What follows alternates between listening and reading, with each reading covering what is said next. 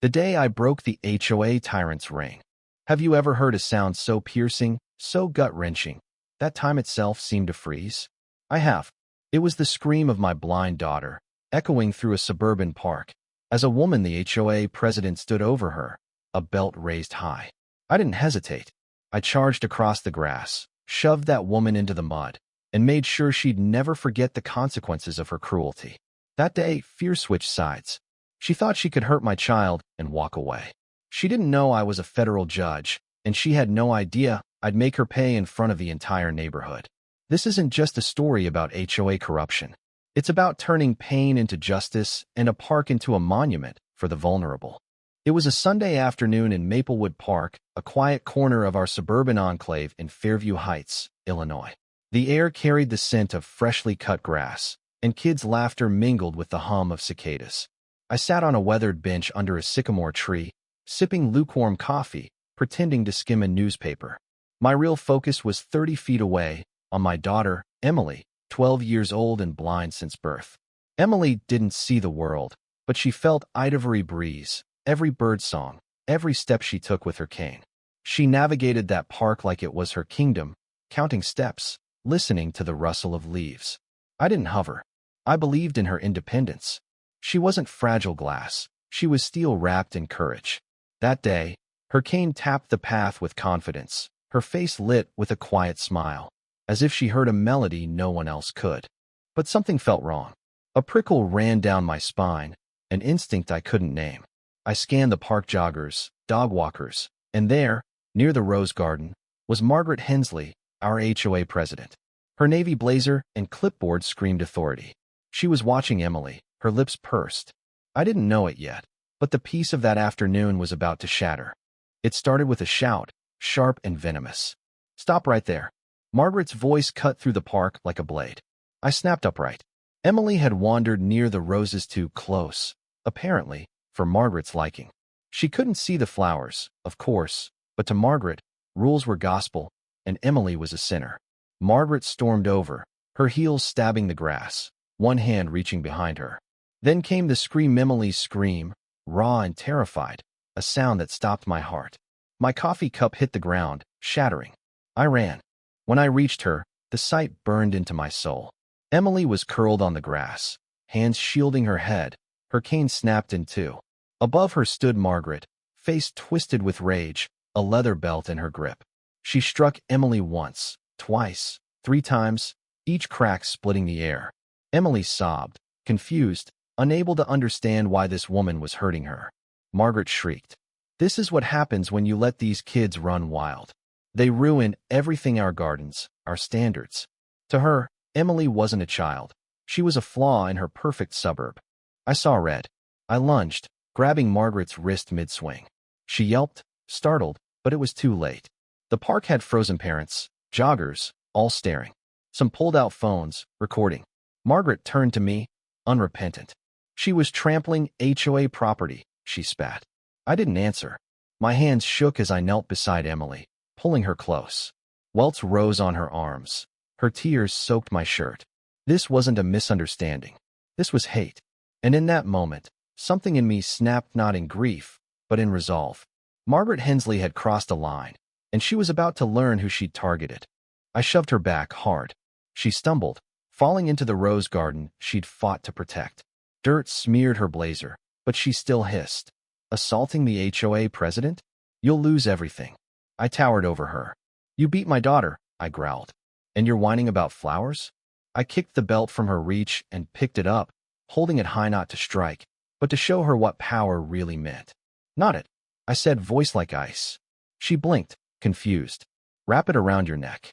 Pretend it's a leash, since you treat kids like dogs." "You're crazy," she barked. I knelt, my face inches from hers. "No, Margaret. I'm a federal judge, and I just watched you assault my blind daughter in public." Her eyes widened, fear creeping in. I yanked her to her knees beside Emily. "Look at her," I ordered. She hesitated. "Look." Reluctantly, she faced the child she'd hurt. "You don't get to hide behind your rules today. You've entered my courtroom." The crowd gasped. Phones kept rolling. I turned to them. "Someone call the sheriff. Tell them the HOA president assaulted a disabled minor, and her father is pressing charges." Margaret whimpered, trying to stand. I pushed her back down. Stay there. That's where you belong. Her mask of control shattered, revealing the spite beneath. She still had the nerve to spit. I was enforcing rules. She was damaging property. I roared. She's blind, Margaret. She couldn't see your roses. I pulled out my phone, dialed, and put it on speaker. Sheriff's Dispatch, the voice answered. This is Judge Daniel Harper, Federal Bench ID 47219. I said, loud enough for all to hear. I'm reporting a felony assault on a disabled minor. Suspect is Margaret Hensley, detained at Maplewood Park. I need marked units, ADA protocol, and CPS notification. The crowd went silent. Margaret's jaw dropped. You're not a judge, she stammered. I stepped closer, my shadow over her. Yes, I am. A woman named Sarah stepped forward, phone in hand. I recorded everything, she whispered. Margaret's eyes darted, realizing she was trapped. Sirens wailed. A patrol car rolled in, and Deputy Tom Reynolds recognized me. Judge Harper, he nodded, then turned to Margaret. Hands behind your back, ma'am. She screamed. I'm the HOA president. A bystander muttered. Not anymore. Handcuffs clicked. Emily stirred in my arms. It's over, sweetheart, I whispered. She's gone. But Margaret didn't go quietly. By Monday, rumors spread she didn't know Emily was blind. She was stressed. She'd done so much for Fairview Heights. Lies. She'd beaten my daughter with a belt.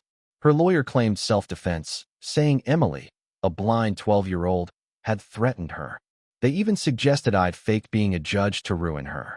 That was the last straw. I called Detective Laura Bennett, a trusted colleague. I gave her everything: Sarah's footage, Emily's medical report, and a year's worth of Margaret's threatening HOA notices. This isn't just an outburst, Laura said. It's a pattern of abuse. I filed an emergency protective order, barring Margaret from HOA leadership. Then I escalated it to the U.S. Attorney's Office, citing ADA violations and hate crimes. Margaret wasn't just facing a local charge. She was now the target of a federal civil rights case. The trial was packed. Margaret sat alone, her lawyer fumbling. He claimed she'd panicked, that Emily had startled her. I took the stand as a father, not a judge. My daughter was born blind, I told the jury. She navigates the world by memory and courage. That day, she stepped near a rose garden.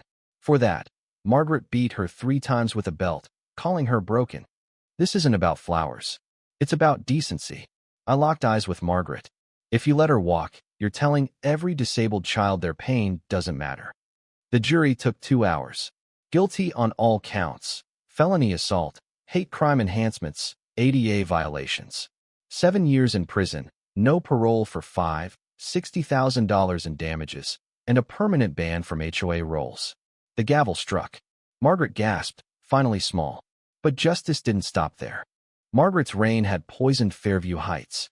Her fines for crooked mailboxes, kids' chalk drawings had silenced us. But her mugshot on the news broke that silence. The HOA board crumbled. Members resigned, exposed as her enablers. At a community meeting, I walked in with a binder of evidence. This isn't about order, I said. It's about accountability. Sarah proposed disbanding the board for a new, resident-led committee. The vote was unanimous. Margaret's empire was ashes. 3 months later, Maplewood Park was reborn. The rose garden was replaced with tactile paths and braille signs. The community named it Emily's Haven, a place where every child belonged. At the dedication, Emily traced the plaque's words, "For every child who deserves to play in peace." She smiled. Is it safe now, Dad? I nodded. Yes, because we fought for it. Margaret's shadow lingered in the mailbox we'd replaced, in the lawn once fined for being too long. But we weren't afraid anymore. At the ceremony, I spoke. Margaret thought rules made us better. She was wrong. Compassion does. This park, this community, is free because we stood up. Applause erupted. Later, Emily sat under the sycamore. She tried to break me, she said. But my name's here now. That was justice. Some nights, I returned to that bench, listening to the leaves. I remember Margaret's belt, Emily's screams, and the moment I snapped. I don't regret it. Silence had let Margaret thrive. My voice ended her. Emily walks with other kids now, teaching them to hear the trees. Fairview Heights is different neighbors wave, protect, speak. Justice wasn't the verdict or the sentence. It was Emily's haven, a place where fear died and dignity stood tall. What do you think? Have you ever faced injustice so cruel it woke something in you? Share your thoughts below. Should violence ever meet violence? Or is justice always through the law? Take a stand. Tell us your view. If this story moved you, hit like, subscribe, and ring the bell for more stories of courage over cruelty. You're not alone. Your voice matters. Let's keep standing up.